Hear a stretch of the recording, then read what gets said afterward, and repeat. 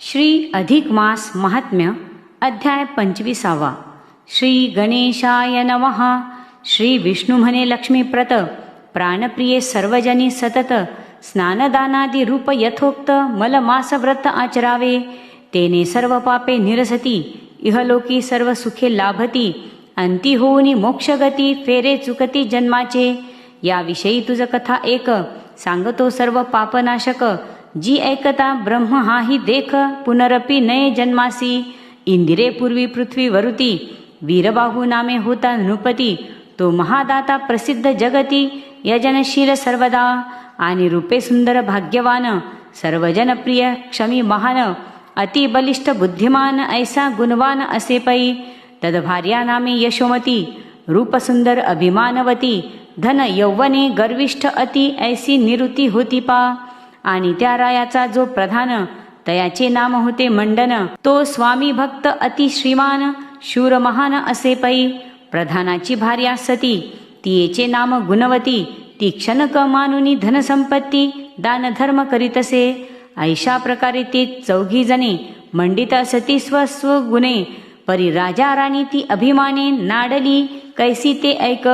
वीरबाहुने राज्यभार, सर्व टाकिला प्रधानावर.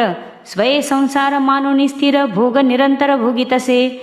यशोमती सहवर्तमान, विहार करावे अनुदिन. नाना आरामवनातून भ्रमत असावे सर्वदा. नाना वस्त्रे नाना भूषणे, नाना भोजने नाना पाने. नाना याने नाना वाहने, नित्य नवीन करीपै. तयाची राणी तीही अनुदिन, नाना भोगची भोगी जान. दान व्रत की देवतार्चन, स्वल्पही कदा न करीच. ऐसा लोटता काळ बहुत, तयांसी दोन झाले सुत. सुबाहू शतबाहू ऐसी त्या प्रत, नामे ठेविली यथाविधी. पुढे ते अनुदिन वाढून, झाले रूप यौवन संपन्न. तो कदाचित काल पर्याय करुण, अधिक मास पातला. तैमंडन प्रधानाची कांता, गुणवती महापती व्रता. नित्यवत राणीच्या सेवेकरिता राजसदना पावली. ते राजमंदिर अति सुंदर, केवळ जैसे महेंद्र मंदिर. धनरत्नादी मंडित समग्र, दासदासींनी पूर्ण असे. तया पाहुनी ती गुणवती, विचार करी स्वकीय चित्ती. पूर्व पुण्य ही संपत्ती, यशोमती ते लाभली असे. परी इयेचा न करिता संदव्य, सख्यांसह रात्रंदिन निर्भय. केवळ भोगुनी क्षय करिता हे अविचारे. ऐश्वर्य बळे राजा मस्त, जैसा केवळ अजात बस्त. त्याहुनीही राणी जास्त, अज्ञान स्वस्त जाहलेसे. याने या उभयतां प्रत, पुढे दुःखची होईल प्राप्त. तरी ह्या राणीसी सत्कर्मार्थ, बोध किंचित करावा. ही होता सत्कर्माचरणी, रावा आहे इयच्या वचनी. म्हणून तोही सत्कर्मी होऊनी, पुढील दुःखासी टाळील. ऐसा परोपकार्थ विचार करुणी अंतरात. त्या प्रधान पत्नीने राणी प्रत, निरखुनिया पाहिले. तै तियेच्या मुखचर्येवरून, एधवा आहे ती सुप्रसन्न. ऐसे अंतरी जाणून तियेस बोलू लागली. हे सखये यशोमती राणी, तू आमुची आहेस स्वामिनी. तरी माझी एक विनवणी, ऐकुनी घेई प्रीतीने. जो श्रीहरीचा प्रिय अत्यंत, तो हा अधिक मास आला सांप्रत. यात सत्कर्म करिता किंचित फल अनंत लाभते. यात करिता स्नानादी नियम, येथे सुख लाभुनी उत्तम. अंती अक्षयी वैकुंठ धाम, लाभते जान निश्चये. ऐसा हा मासोत्तम मास, सर्व पर्वाहुनी विशेष. म्हणून तू या मासव्रतास विधीपूर्वक आचरे. तेने येथे तुझे समस्त पूर्ण होतील मनोरथ. आणि अंतिभ्रतारा सहित वैकुंठी जाशील निश्चये. ऐसे ऐकून ती राणी गुणवतीसी नाक मुरडणी. हसत हसत म्हणे गे साजनी, ऐक मम वाणी साचार. पृथ्वीवरुती प्रजाजन, जे तीर्थव्रतादी करीती पुण्य. तयाचा भाग राजा लागून, मिळतो जान निश्चये. आणि मी रायाचे अर्धांग, म्हणून मजहील तो लाभतो भाग. मग व्रतादिकी अपुले अंग, उगाच कांगे सुकवावे. तपे किंवा ब्रह्मचर्यसी, काय फळ येणार हातासी. दैवे लाधल्या संपत्तीसी, अहर्निशी भोगावे. सांडून इतर गोष्टीस, कोठुनी काढिला अधिमास. इत्यादी प्रकारे किंचित सरोष साक्षेप वचन बोलली. तै गुणवतीच्या अंतरात दुःख झाले असे बहुत. परी राणीच्या समाधानार्थ इतर गोष्टी काढिल्या. पराधीनता फार कठीण, मरणाहुनी अति दारुण.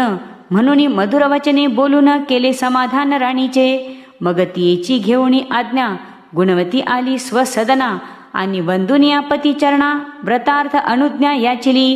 यथाविधी अधिक मास व्रत गुणवतीने केले समस्त, तेने तियेचे लोपुनी दुरित सौभाग्य वाढत चालले.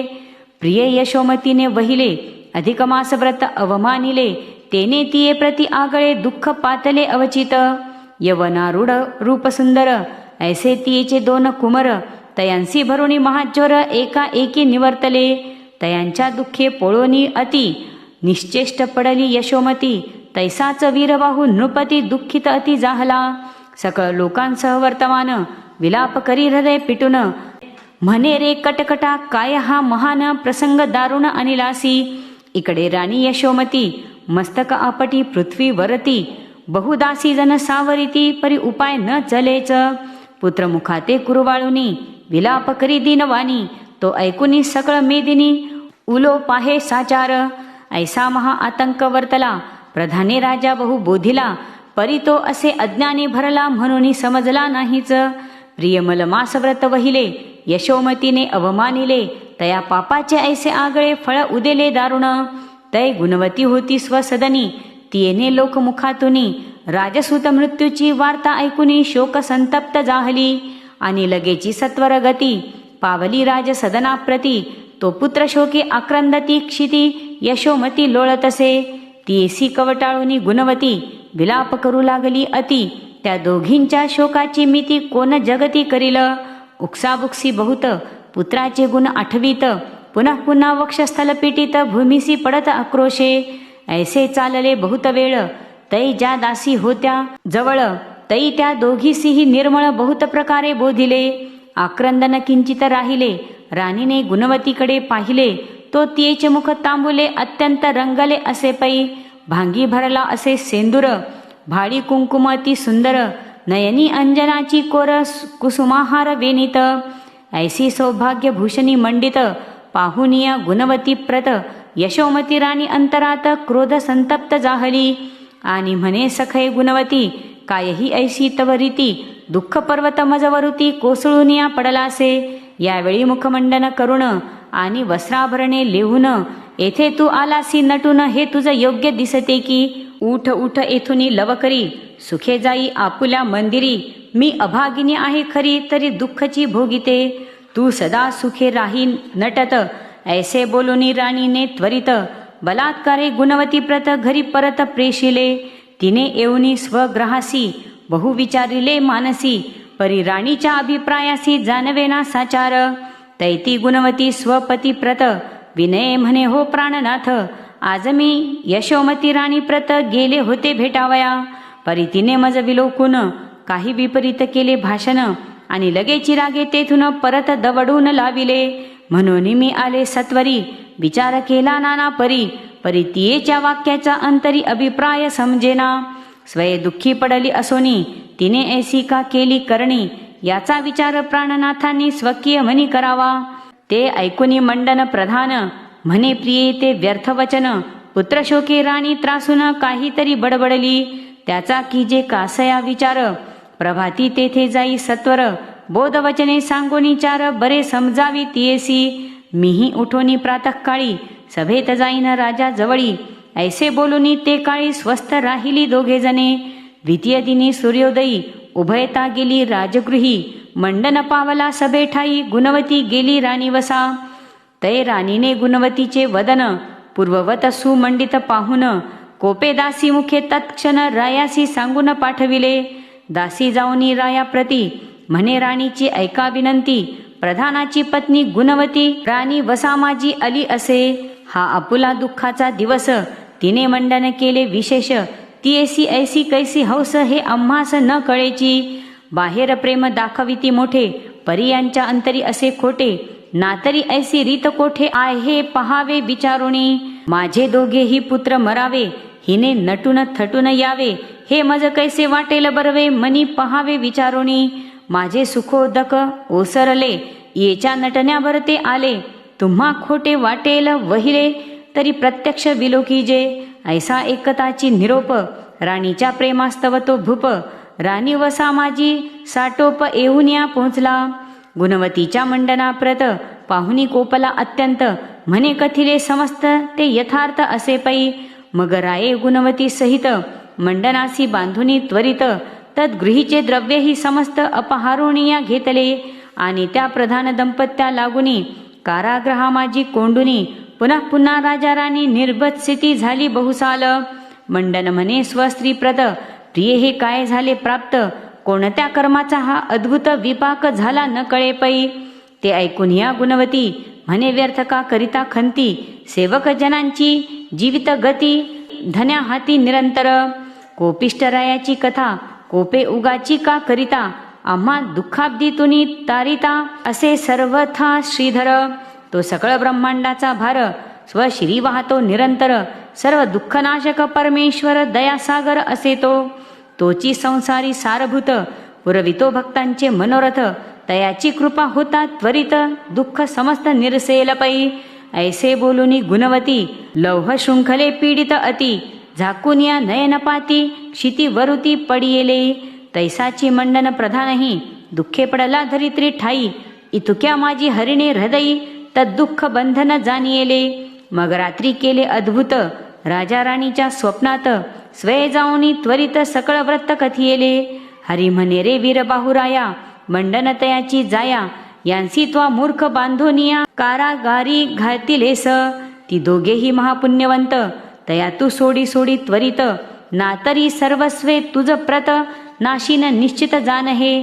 अरे अधिमास व्रताचे फळ जे सर्वदा अक्षय निर्मळ, ते त्या उभयतांसी सकळ सांप्रत प्राप्त झालेसे. पूर्वजन्मीही त्या दोघांनी स्वय अति निर्धन असोनी, मज श्रीहरीसी उद्देशोनी अधिमास व्रत आचारिले. तेने कुंकुम अंजन सिंदूर शकतांबुलादी समग्र, मुखालंकार अतिसुंदर अक्षय लाभले आहे ती. गुणवतीचे धुतले वदन तरी ते न लोपेची मंडन, म्हणून ती आणि प्रधान असती जाण निर्दोषी. त्वत्पत्नीने अधिक मासात न आचरिता माझे व्रत, साक्षेप वचने त्या मासाप्रत अवमानिले एकदा. तेनेच यशोमती लागून पुत्रशोक झाला हे जाण, ऐसे बोलूनी श्री भगवान अंतर्धान पावला. तैतो राव उठोनी बैसला, चित्ती स्वप्नाचा विचार केला. मग संबोधून या राणीला सर्वही कथिला वृत्तांत. तैती म्हणे राया लागुनी, मीही ऐसेच पाहिले स्वप्नी, तर या गोष्टीचा याच क्षणी विचार केला पाहिजे. ते ऐकून या राणी सहित राव पातला कारागृहात, गुणवतीचे मुख त्वरित दासी हस्ते प्रक्षाळिले. परी जैसे तैसेची दिसले, न्यूनाधिक्य काही न झाले. मग राये स्वहस्ते आगळे चोळूनी धुतले पुनरपी, तरी तैसेची शोभे अत्यंत. राये दाविले राणी प्रत, कुंकुमादी मंडने समस्त देखिली पूर्ववत तियेने. तैती राणी परम लाजली, तैसीच रायाची अवस्था झाली. दासदासी सकळ मंडळी आनंद पावली अत्यंत. तव त्या राजेश्वरे त्वरिसी गुणवतीसह प्रधानासी, बंधमुक्त करुणी विशेषी वस्त्रादिकेसी पूजिले. आणि राणी सहित आपण त्या दोघांशीही हस्त जोडून, म्हणे अपराध घडला नेनोन तरी क्षमा कीजे सज्जनी. विनवणी राणी सहित राव पावला स्वग्रहाप्रत, प्रधानही श्री समवेत स्वकीय सदना पातला. प्रिय ऐसे अधिमास व्रते फळ लाभते गुणवती ते, हे प्रत्यक्ष येता अनुभवाते सर्व लोक विश्वासले. पुढे अधिमास होता प्राप्त, सर्वी केले यथोक्त व्रत, तत्प्रभावे ते लोक समस्त भाग्यवंत झाले. आणि तेव्हापासून हे व्रत मेदिनीसी झाले विख्यात. याने संतती संपत्ती सतत होते अखंडित निश्चये. समूळ दारिद्र्य लोपते, सर्वदा सर्व सुख लाभते. ब्रह्महत्यादी सर्व दुरिते निरसती जाण याचेनी. आणि इहलोकी इच्छा पुरती, देहांती होय मोक्षप्राप्ती. ऐसी ह्या श्रेष्ठ व्रताची गती असे जाण इंदिरे. ऐसे सांगुनी रमा रमण कथू लागला उद्यापन विधान. ते पुढील प्रसंगी संपूर्ण विवरिजेल यथामती. इति श्री अधिकमास महात्म्य सार बृहन्नारदीय पद्माधार. सज्जन श्रोते ऐकोत चतुर 25तमोऽध्याय गोडः. श्रीकृष्णार्पणमस्तु. इति 25तमोऽध्यायः.